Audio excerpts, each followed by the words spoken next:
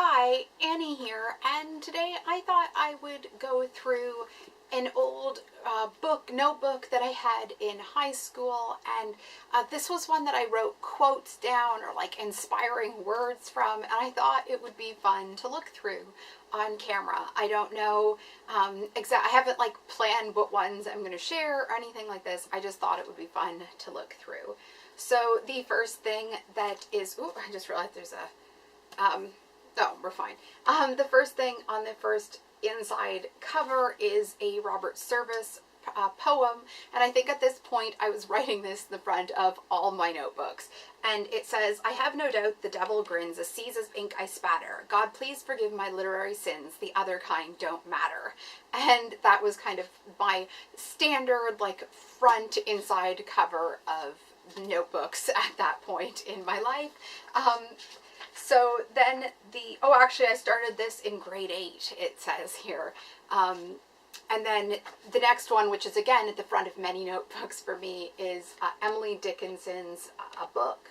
And I'm not going to read that one, don't worry. And then I also have Invention by Shel Silverstein. And then a Shakespeare quote, All the World's a Stage. And let's see. Oh, here's some Friends lyrics I reworked. I did that a lot through high school, like kind of late, grade school and high school. I'd take a song and then rewrite the lyrics. I had no real musical ability, but I did love kind of redoing lyrics to songs. This is based on the first season, it says very clearly. Ideas from for the show taken from the first year. And so it's stuff about like Chandler smoking, just, it's bad for your health. And then I also have a second season one on here. I didn't do it for every season, but those first two I do. And the first kind of life fact, quote, thoughts, and poems is what this section is called. And number 1 is, you can't keep the birds of sadness from flying over your head, but you could keep them from nesting in your hair. Now that was from a book that I read, I think again in grade 8, and I believe it was called Walk Two Moons. I have no idea who the author was or anything like that. I remember crying when I read. I wasn't a crier when I read. I'm not generally, but that book did make me cry. I remember sitting on my bed and my mom coming in and finding tears rolling down my face. And let's see, so that was number 1. And then I'll have like number 5 is, a hero is remembered but legends never die, from The Sandlot. Some, good old Coronation Street quotes. That one's from Maud. Next one's from Maud, but it's the classic kind of never trouble till trouble troubles you. For trouble only doubles when you let trouble stew, I believe is the correct thing. And then I have, let's see, so I have like a lot, like live fast, dead longer, those kind of like really trite ones. I have some longer poems like that are, like kind of 4 stanzas or so. And then I get into the early edition quotes. Now this is 96. It took me quite a while to kind of gear up with some of that stuff, the writing and some of this. But so the first early edition quote that I have in here, and this was a show that like it features heavily, and you can always tell what season of the time of the year it is based on when the early edition quotes end and start for a couple years there. And this first one that I have is, sometimes all the hero is the guy who's there. Now I used to watch TV, specifically like early edition, with scraps of paper like in my lap, because I knew there would be so many quotable moments. I think that's a show that really spoke to me. I really want to find it on DVD. I was so jealous when I saw that Aaron Pinn had picked it up at the Dollarama for like $3. None of mine here had it, and I can't seem to find it from like a seller that, I want to give my credit card information to online. So I'm hoping that it shows up somewhere soon. I keep looking at the Dollarama and those kind of places. I think that was a show that really spoke to me, that idea of what would you do if you knew tomorrow, what was going to happen tomorrow today type thing. And I really like that idea, like thinking about that a lot. Like, what would I do in that situation? Would I want to know if it was my own life? I mean, and there were cases there that he just couldn't, as much as he worked to kind of solve the problems and try to avoid kind of big mistakes, there also showed that sometimes by changing one thing, something worse happens, or sometimes that even knowing ahead of time, you just couldn't prevent what was happening. Just there was too much kind of working towards that happening, and as one person you couldn't stop it. And I think that was something that at that time it really resonated with the idea resonated like that, as like something to sit and ponder. Kind of that philosophical question was something I really liked, and I think it's one of those things where you choose to know certain things maybe ahead of time, but when there's nothing you can do, it's just a lesson in frustration. But I'm getting really off track.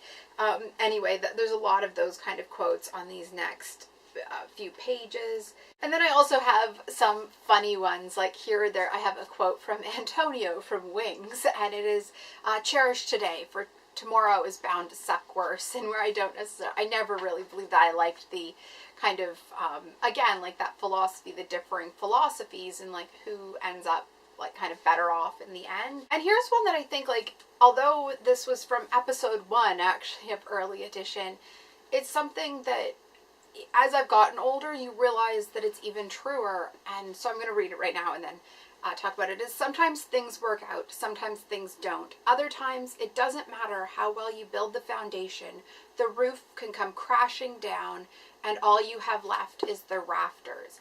And I think that that's something that, you have some stuff when you're a kid that you realize that, but I think that idea that somehow if you were just better prepared or things like that you could have prevented it. I think the older I've got, the more I know that this is true, the more I know that there's certain things that you just, as good a foundation as you can have, it's not, you still are left roofless and having to get your roof back on as quick as possible, for a bad kind of continuation of the metaphor. But that is something that, I think as I've gotten older, for a long time I thought that the foundation was more of the trouble, that I just had to be more ready or more prepared or that kind of thing. But I think that as I've gotten older, that's definitely one that I'm like more aware of being true.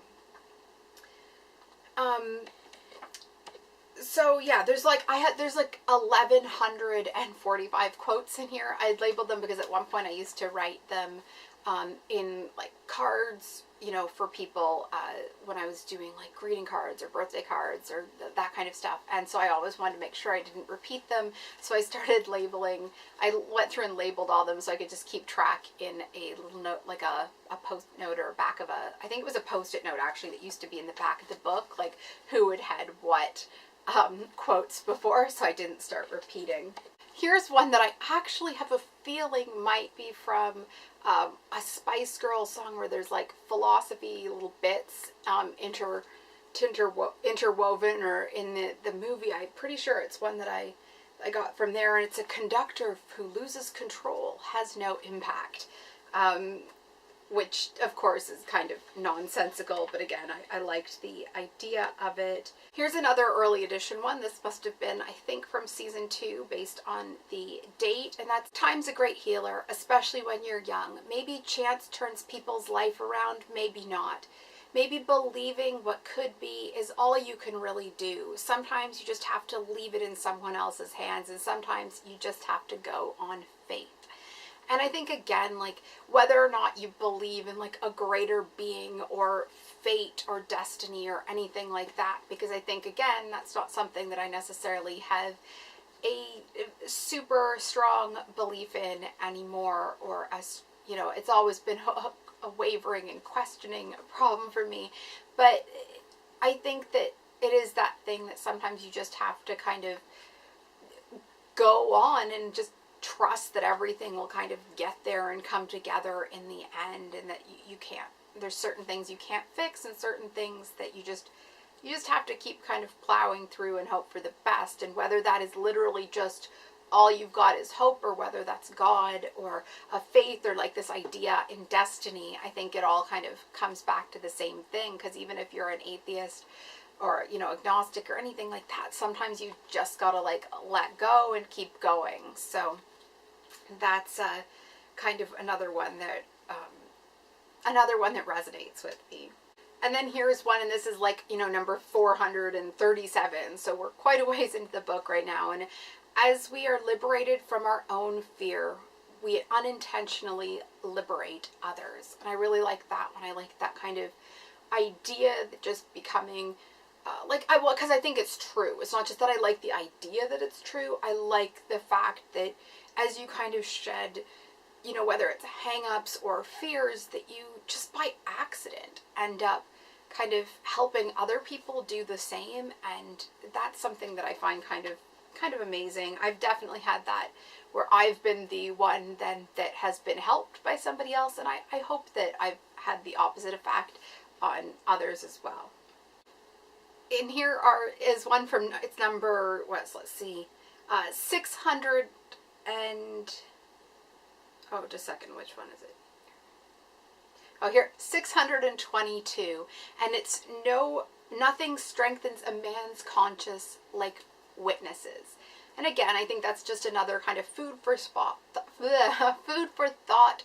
quip that, although, it can be a throwaway, it also has deeper meaning and something to think about. There's definitely all stuff that, as a teen, I did kind of really try to figure out and understand, and where I think I'm less like that now. I do still love the philosophy and just the kind of human behavior aspect of these things. And then on that page, number 625, is flattery is all right if you don't inhale. And that's from Adlai Stevenson. And again, that's really good advice just all around. Don't inhale too much criticism, and don't inhale too much flattery either, because both are kind of toxic to who you are and how you will live. And here at number 1012 is the foolish and the dead alone never change their opinions. And that was a James Russell Lowell quote. I got better at putting where the quotes were from as I went on. I think that's, it's important to remember that there are certain things that will always be right and always be wrong, but there's so much gray area and there's so much stuff we don't know in this life, and just to be open to changing opinions is sometimes just a gift, really, to not be so sure that you are right or sure that that's the way to go. And then here I have kind of another funny one, and it is, I used to have an hourglass figure, then the sands of time shifted. And that's, I do have some funny ones as well as kind of these deeper philosophical ones. And here is one that I really, really love. It's, I think, kind of a really good philosophy. It's the reason I love Mondays. I know most people hate Mondays, but I like them because they feel like a fresh start. Why only have a fresh start on New Year's Day? Just have a fresh start every week. I mean, you could have a fresh start every day, but I do like this one, and it is from Norman Vincent Peale, and it is yesterday ended last night. Every day is a new beginning. Learn the skill of forgetting and moving on. And now I don't claim to be perfect at the forgetting and moving on part. I do think that just the feeling like you have a new start every Monday definitely helps me to kind of realign the week, and realign what the next week will be.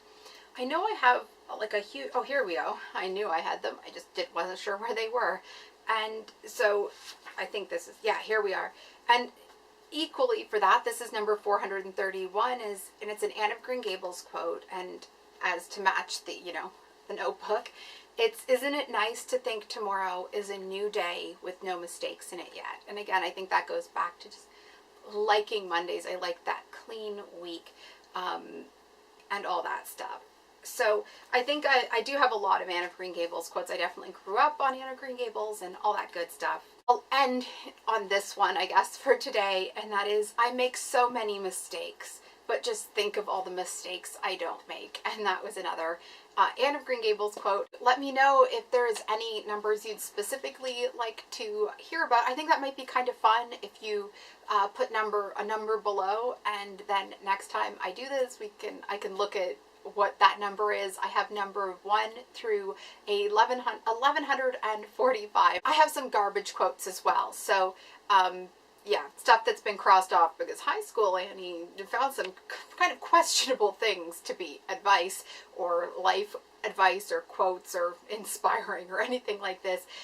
So it might be fun to kind of just, if you suggest a number and between 1 and 1145, and we can see what that is, and I'll use it next time I film a quote video if you do. What's your favorite quote? I'd love to know, or your favorite kind of like, you know, quip or life advice, that kind of thing. Do you keep quotes written down or tear them out of magazines or anything like that? I'd love to know. If you do, please subscribe. If you're new, I put out a new video every Wednesday, often on TV and movie stuff. Sometimes there's, you know, life type stuff as well. There's also a tiny bit of crafting stuff and that sort of thing. I'd love to chat with you if you want to leave a comment, but mostly I'll just see you next week. Bye.